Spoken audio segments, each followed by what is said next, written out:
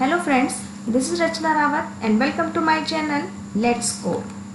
जैसे कि हमें पता ही है कि सीटेट में क्लास 3rd to 8th तक की एनसीईआरटी की बुक को फॉलो किया गया है। तो आज मैं यहाँ आपको क्लास 3rd ईवीएस एनसीईआरटी की बुक्स में से जो इम्पोर्टेंट पॉइंट हैं जो कि सीटेट एग्ज़ाम में पूछे जाते हैं वो आज मैं यहाँ पर आपको बताऊँगी। तो चलिए स्टार्ट करते हैं क्लास 3rd की ईवीएस की बुक से कुछ इम्पोर्टेंट पॉइंट्स।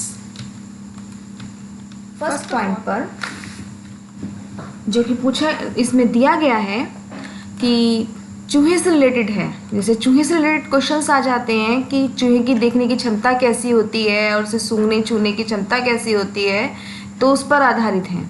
जैसे चूहे की देखने की क्षमता कम होती है पर सूंघने छूने और टेस्ट करने की क्षमता बहुत अधिक होती है। ओके, सेकंड पॉइंट में है कि डल लेक श्रीनगर में है। जैसे क्वेश्चन पूछा जा सकता है कि डल लेक कहाँ है, तो हमें पता होना चाहिए डल लेक श्रीनगर में है। नेक्स्ट पॉइंट पर आते हैं, बांस और रस्सी के पुल का उपयोग कहाँ किया जाता है। तो इम्पोर्टेंट है ये, कहाँ किया जाता है? असम में। मैं आपको दिखा देती हूँ किस तरह किया जाता है असम में। यहाँ पर पिक्स दी है मैंने, जिससे कि आपके माइंड में एकदम सेट हो जाए कि किस तरीके से ये रस्सी के पुल का उपयोग किया गया है। ये देखिए, ये असम की जगह है जहाँ पर बांस और रस्सी के पुल से रस्सी से इसका पुल बनाया जाता है। ओके, तो नेक्स्ट पॉइंट की ओर आते हैं अब हम। लकड़ी की नाव का उपयोग, लकड़ी की जो नाव होती है वो उपयोग कहाँ किया जाता है? केरल में। ओके, जहाँ पर उसको हम वल्लम के नाम से भी जानते हैं। ठीक है, तो इसको मैं दिखाती हूँ आपको शो ऑफ करके कि ये देखिए, लकड़ी की जो ये बोट है, इससे एक स्थान से दूसरे स्थान पर पार किया गया है। तो इसको हम, एक छोटी नाव होती है, इसको हम वल्लम भी कहते हैं। नेक्स्ट पॉइंट की ओर आते हैं हम, ऊंट की गाड़ी का उपयोग कहाँ किया जाता है। जैसे कि तो मेन पॉइंट है ये कहाँ पर किया जाता है? राजस्थान में। ठीक है ना, हमें पता ही है कि राजस्थान में सबसे ज़्यादा ऊंट पाए जाते हैं, तो ऊंट की गाड़ी का उपयोग वहीं किया जाता है। नेक्स्ट आते हैं हम उत्तराखंड में। उत्तराखंड का जो रास्ते हैं वो ऊबड़ खाबड़ पाए जाते हैं। हमें पता है कि उत्तराखंड जो है एक पहाड़ी इलाका है जहाँ पर पथरीले या ऊंचे नीचे स्थान है। तो ऊबड़ खाबड़ स्थान कहाँ पर है सबसे ज़्यादा?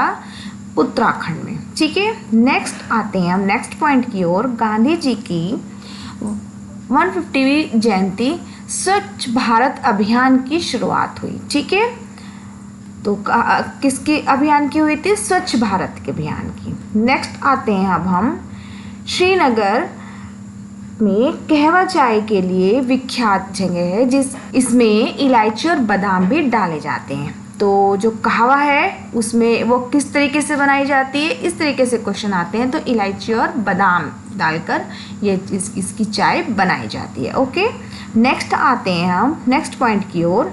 शिकारा नाम की नाव से टूरिस्ट डल लेक में मनोरंजन करते हैं। तो डल लेक जैसे मैंने आपको बताया श्रीनगर में है, तो मैं आपको दिखाती हूँ कि शिकारा नाव किस तरीके से होती है। ये इस तरीके से शो की हुई है। ठीक है, ये एक शिकारा नाव है। ठीक है, तो यहाँ पर लोग आते हैं और डल लेक में इसका पूरा भरपूर आनंद लेते हैं। नेक्स्ट आते हैं हम, हाउस बोट कहाँ पाई जाती है? यहाँ पर एक हाउस बोट भी होती है।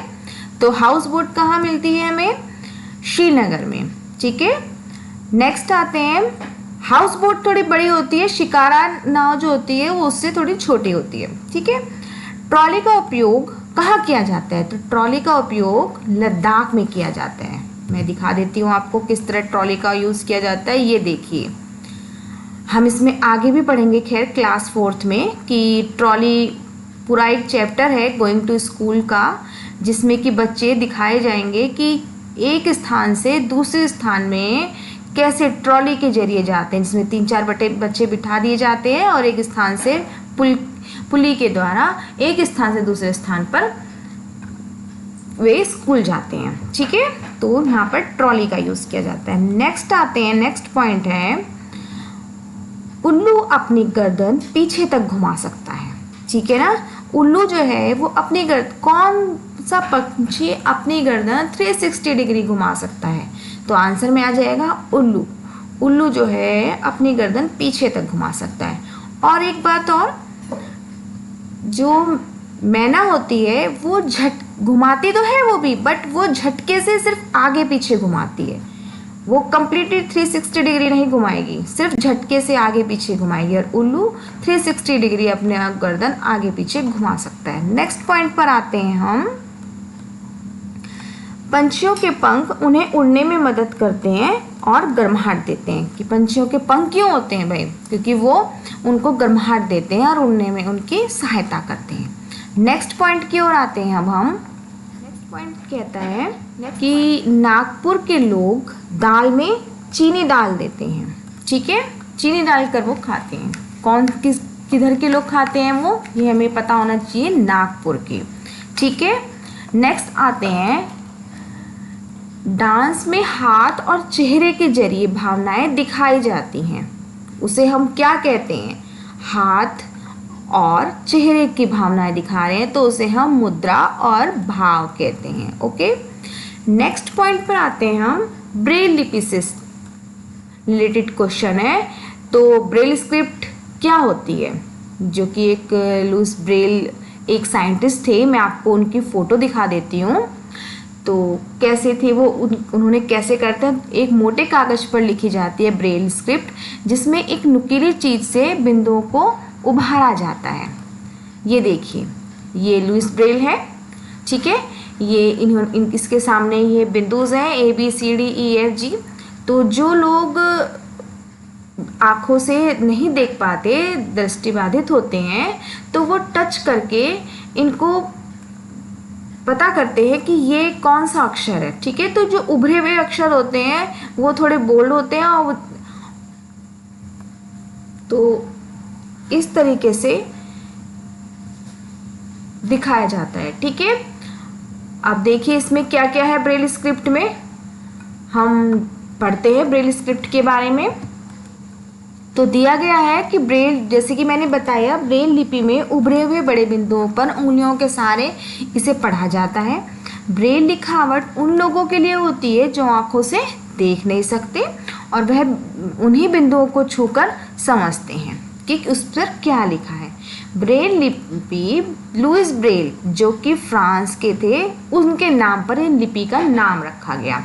ठीक है, तो और लुईस ब्रेल जब 3 साल के थे तभी उनकी ऐसी दुर्घटना, आंखों की रोशनी चली गई थी। आंखों की रोशनी 3 साल की उम्र में चली गई थी। लुईस ब्रेल की पढ़ाई में भी रुचि थी, तो यह लिखने पढ़ने में विभिन्न नए तरीके खोजने लगे। जो तरीका निकाला बाद में उसे ब्रेल के नाम से जाना गया। ठीक है ना, ये जो उन्होंने ही अपनाया ये तरीका, छू छू के टच करके उभरे हुए बिंदुओं से, तो उन्होंने इनको ही ब्रेल लिपि का नाम दिया। यह स्क्रिप्ट 6 बिंदुओं पर आधारित होती है। ये बहुत इंपॉर्टेंट है, कभी कभी आ जाता है कि ये 6 बिंदुओं पे होती है कि 8 पे होती है। तो ये 6 बिंदुओं पर आधारित होती है और यह कंप्यूटर के प्रयोग से भी लिखी जा सकती है। अगर आप बच्चे को ब्रेल स्क्रिप्ट के बारे में बताएंगे और समझाएंगे तो यह अच्छी तरीके से समझ पाएंगे। ठीक है, इतना ये सब चीज़ें ब्रेल लिपि की मोस्ट इम्पोर्टेंट है। ओके, नेक्स्ट पॉइंट की ओर आते हैं कि पहले किस तरीके के बर्तन हमें यूज़ करते थे। तो कैसे यूज़ करते थे? हम चिकनी मिट्टी के बनाए जाते थे। ठीक है, नेक्स्ट आते हैं हम।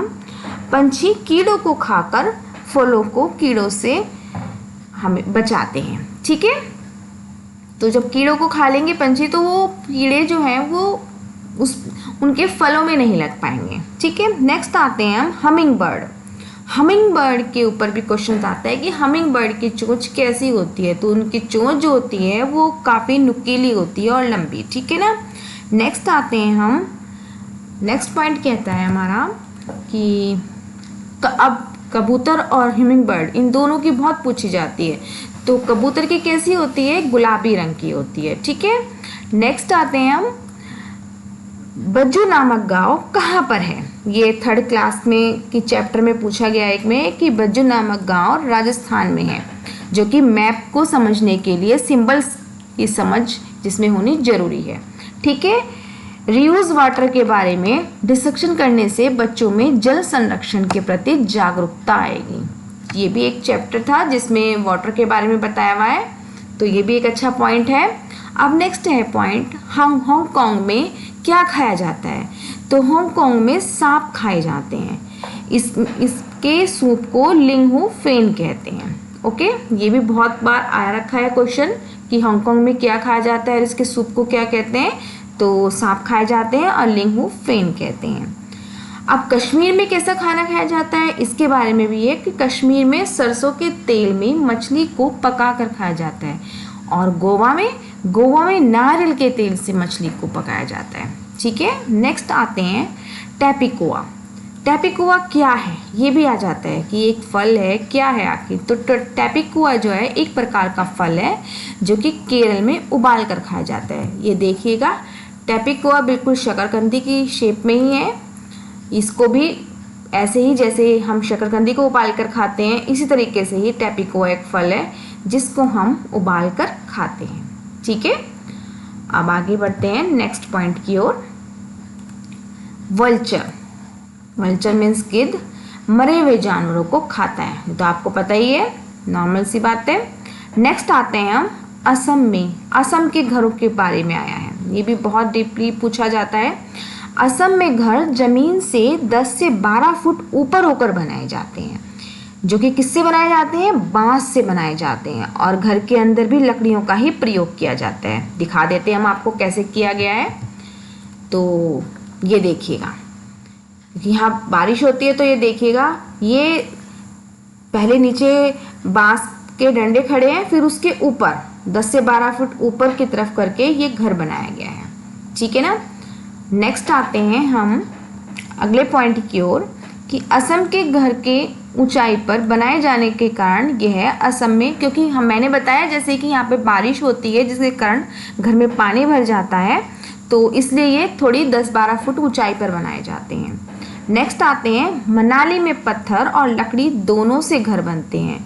यहाँ बारिश के साथ साथ बर्फ़ भी पड़ती है। अब ये बहुत पूछा जाता है कि अब हम कंफ्यूज हो जाएंगे इसमें कि ये बात असम में है कि मनाली में है, तो ये ध्यान रखने वाली बात है कि असम में तो बांस से बनाए जाते हैं और मनाली में पत्थर और लकड़ी दोनों से घर बनते हैं। ठीक है ना।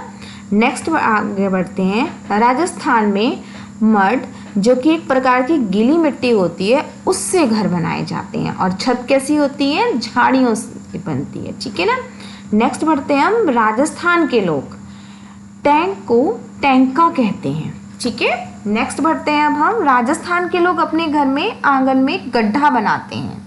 अब जैसे बारिश हो जाती है ना, तो वो क्या करते हैं, बारिश के पानी को एक जगह इकट्ठा कर लेते हैं, ढालूदार छत बनाते हैं।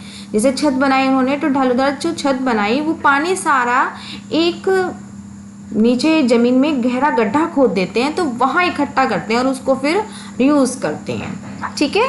जैसे लिखा गया है, राजस्थानी लोग छत को ढलानदार बनाते हैं जिससे वह बारिश के पानी को इकट्ठा करते हैं और उसका उपयोग दैनिक जीवन में करते हैं। ओके, तो ये था क्लास 3 की पूरा निचोड़। तो आशा करती हूँ आपको मेरी ये वीडियो पसंद आई होगी। तो वीडियो पसंद आई हो तो प्लीज़ लाइक कीजिए, शेयर कीजिए और सब्सक्राइब कीजिए। Thank you. आई होप आपको मेरी ये वीडियो पसंद आई होगी, तो लाइक कीजिए, शेयर कीजिए और सब्सक्राइब कीजिए। Thank you.